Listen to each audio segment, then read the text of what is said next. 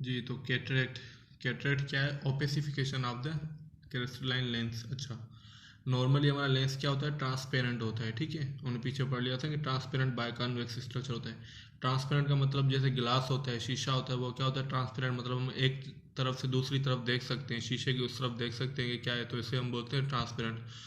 और ओपेसिफिकेशन क्या है? ये ट्रांसपेरेंट का बिल्कुल अपोजिट है। ओपेसिफिकेशन मतलब जिसके उस तरफ हम नहीं देख सकते, जैसे ये बुक है, अब इस पेज के पीछे क्या है मैं नहीं देख सकता, ठीक है। इस पेज के पीछे क्या है वो मैं नहीं देख सकता, तो यहाँ हमारी जो दीवार होगी, दीवार के उस तरफ हम नहीं देख सकते दीवार, क्यों? क्योंकि वो ओपेक होती है, ठीक है।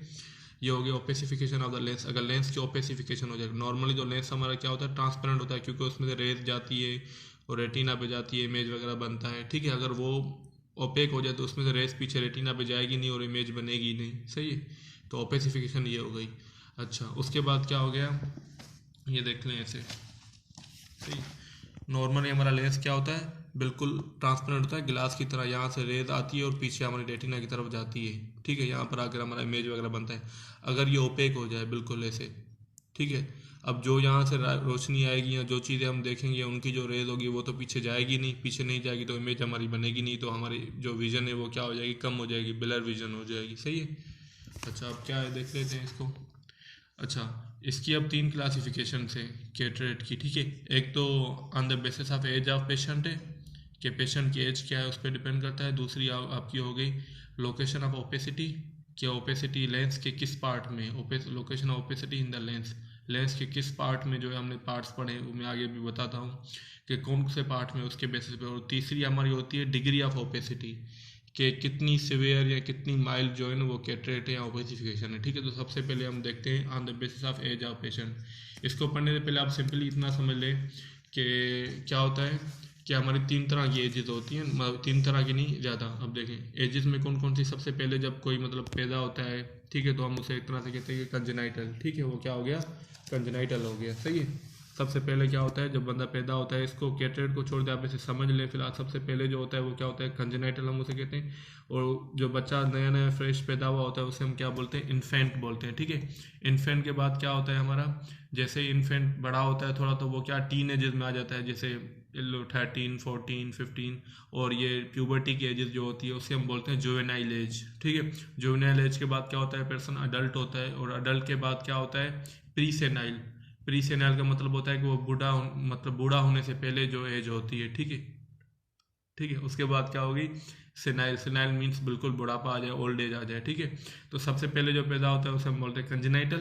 कंजेनाइटल के बाद बंदा इन्फेंट होता है, फिर जुवेनाइल होता है, फिर अडल्ट होता है, फिर प्री सेनाइल मतलब बुढ़ापे से पहले, ठीक है, और फिर सेनाइल बुढ़ापा, ठीक है। तो कैटरेक्ट भी हमने ऐसे ही इसको किया हुआ है, क्लासीफाई देख लें। सबसे पहले कंजेनाइटल कैटरेक्ट, फिर इन्फेंटाइल, फिर जुवेनाइल, फिर अडल्ट, फिर आपका प्री सेनाइल और फिर सेनाइल हो गया, ठीक है। अच्छा, उसके बाद क्या है? हमने on the basis of location of the opacity in the lens, lens opacification की लोकेशन क्या है वो उस पर अब देखना इधर। अब ये लेंस है, ठीक है, ये आई है, उसमें से हमने एक लेंस निकाल लिया। अब देखिए, सबसे पहले बाहर वाला पार्ट मैंने आपको बताया क्या होता है लेंस का, वो होता है कैप्सूल। ये जो बाहर वाला होता है इसके अंदर से फिर वो एपिथेलियम हमने पढ़ा था ना, एपिथेलियम होता है, सही है। ये अंदर से एपिथेलियम होता है। सबसे बाहर वाला क्या होता है? कैप्सूल होता है, ठीक है। कैप्सूल के बाद मैंने आपको दो पार्ट बताया लेंस के मेन होते हैं, एक तो कॉर्टेक्स होता है, दूसरा क्या होता है? न्यूक्लियस होता है। ये पूरा जो एरिया है इसे हम क्या बोलते हैं? कॉर्टेक्स। और ये सेंटर वाला क्या हो गया? न्यूक्लियस हो गया, ठीक है। अगर ओपेसिफिकेशन, ठीक है, ओपेसिफिकेशन का मतलब मैंने आपको बताया, अगर ओपेसिफिकेशन कैप्सूल में आ जाए, सिर्फ बाहर के कैप्सूल में हो जाए लेंस के, तो उसे उसे हम क्या बोलते हैं? कैप्सूलर ओपेसिफिकेशन या कैप्सूलर कैटरेक्ट बोलते हैं, ठीक है। अगर क्या हो जाए? कैप्सूल में हो जाए, सबसे बाहर कैप्सूल है नहीं, हमारा कैप्सूल में हो जाए, तो उसे हम क्या बोलते हैं? कैप्सूलर कैटरेक्ट बोलते हैं, सही है।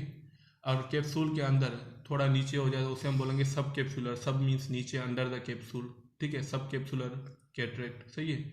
ये क्या हो गया? कैप्सूल के अंदर। तो हम बाहर से अंदर की तरफ जा रहे हैं, सबसे बाहर अगर हो गया कैप्सूल में तो उसे कैप्सूलर कैटरेक्ट। कैप्सूल के फिर थोड़ा अंदर होता है उसे हम बोलेंगे सब कैप्सूलर कोर्टेक्स, ठीक, सब कैप्सूलर कैटरेक्ट। उसके बाद क्या हो गया? ये पूरा कोर्टेक्स हो गया। तो अगर कोर्टेक्स में हो तो सिंपली हम उसे बोलेंगे कोर्टेक्स कैटरेक्ट, ठीक है। अच्छा, उसके बाद क्या है हमारा? न्यूक्लियस। अगर न्यूक्लियस, ये कोर्टेक्स हो गया या न्यूक्लियस, अगर मैं इस हिस्से को कोई नाम दूं, ये जो न्यूक्लियस के बाहर है या न्यूक्लियस के ऊपर है, तो इसे मैं ऐसे बोल सकता हूँ कि ये क्या है? सुप्रा न्यूक्लियर है। सुप्रा मीन्स अपर, ठीक है। ठीक है। अबव, सुप्रा मीन्स अबव, ठीक है। तो ये न्यूक्लियस के अबव है, तो इसे मैं एक तरह से बोल सकता हूँ क्या, सुप्रा न्यूक्लियर। अगर यहाँ पर इस हिस्से में कैटरेक्ट ओपेसिफिकेशन हो जाए मीन्स न्यूक्लियस के थोड़ा ऊपर, तो इसे क्या बोलते हैं, सुप्रा न्यूक्लियर कैटरेक्ट बोलते हैं, ठीक है। फिर से देख लो एक बार, कैप्सुलर, कैप्सुलर के अगर थोड़ा अंदर हो तो सब कैप्सुलर, फिर अगर कॉर्टेक्स में हो तो कॉर्टेक्स कैटरेक्ट, उसके बाद क्या हो गया, न्यूक्लियस के थोड़ा ऊपर, ठीक है, उसे हम क्या बोलेंगे, सुप्रा न्यूक्लियर। फिर न्यूक्लियस में हो जाए तो न्यूक्लियस कैटरेक्ट, और अगर पूरी लेंस का क्या हो जाए, ओपेसिफिकेशन हो जाए, कैटरेक्ट हो जाए, तो उसे हम बोलेंगे टोटल कैटरेक्ट। तो कितनी हो गई, कैप्सुलर हो गई, फिर सब कैप्सुलर हो गई, फिर कैप्सुलर हो गई, फिर सब कैप्सुलर हो गई, फिर कॉर्टेक्स हो गई, फिर सुप्रा न्यूक्लियर हो गई, और फिर न्यूक्लियर हो गई, और फिर क्या हो गई, टोटल। और दूसरी हमारी एक और कैटरेक्ट होती है, वो दूसरी दो होती है पोलर कैटरेक्ट, ये एंटीरियर पोल और पोस्टीरियर पोल होते हैं, ठीक है। पोलर क्या कि सेंटर ऑफ द कैप्सूल, ये कैप्सूल है पूरा, ये कैप्सूल का क्या है, सेंटर है, ये कैप्सूल का क्या है, सेंटर है, ठीक है। ये पूरे कैप्सूल का सेंटर, ये इधर से एंटीरियर कैप्सूल का पूरे का सेंटर। इस सेंटर को हम क्या बोलते हैं, पोल। अगर इस जगह पर हो जाए तो उसे हम बोलेंगे पोलर कैटरेक्ट। अगर पोस्टीरियर ले तो पोस्टीरियर पोलर कैटरेक्ट, अगर एंटीरियर ले तो एंटीरियर पोलर कैटरेक्ट। उसके बाद क्या होता है, मैंने आपको बताया ना, फाइबर्स होते हैं लेंस के अंदर, ये मैं आपको बताता हूँ आगे, ठीक है। फाइबर्स होते हैं, कॉर्टिकल फाइबर्स जो वगैरह बन रहे थे, अगर उनमें हो जाए, जो पूरे एपीथेलियम से बन रहे थे और पूरे लेंस के सबस्टेंस को बना रहे थे, अगर उन फाइबर्स के बीच में क्या हो जाए, कैटरेक्ट होता है, तो उसे हम क्या बोलेंगे, लेमिलर कैटरेक्ट या जोन्यूलर। लेकिन ये वो जोन्यूल नहीं है, सस्पेंसरी लिगामेंट वाला जोन्यूल, ठीक है। लेमिलर जो कॉर्टिकल फाइबर्स होते हैं ना, उनकी बात है ये, कि लेमिलर, लेमिलर मीन्स लेमिलर भी उसको फाइबर्स को बोल रहे हैं हम एक तरह से, ठीक है। तो ये हो गई on the basis of location के, किस लोकेशन पे उस कैटरेक्ट की क्लासिफिकेशन। देखें, कैप्सुलर, सब कैप्सुलर, कॉर्टिकल, सुप्रा न्यूक्लियर, न्यूक्लियर, और ये टोटल कैटरेक्ट हो गया। फिर on the basis of degree of opacity, इसमें कौन कौन से हो गए, इंसिपिएंट, इमेच्योर, इंट्यूमिसेंट, मैच्योर, हाइपर मैच्योर, फिर उसमें कैल्सिफाइड और मैग्नीशियम है, ठीक। अब ये जो है ना डिग्री ऑफ, ये हम आगे डिटेल में पढ़ेंगे, फिर आपको समझ में आएंगे, इनका अलग टॉपिक आगे शुरू होने वाला है, सही है,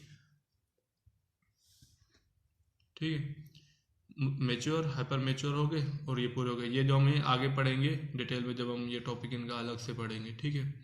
अच्छा, अब हम शुरू करते हैं। दूसरी इसकी क्लासिफिकेशन आखिरी कौन सी है, कि कंजेनाइटल है या एक्वायर्ड है, बाय बर्थ है किसी को, या बाद में किसी इन्फेक्शन वगैरह की वजह से हुआ है, ठीक है। तो कंजेनाइटल या डेवलपमेंटल, और दूसरा एक्वायर्ड।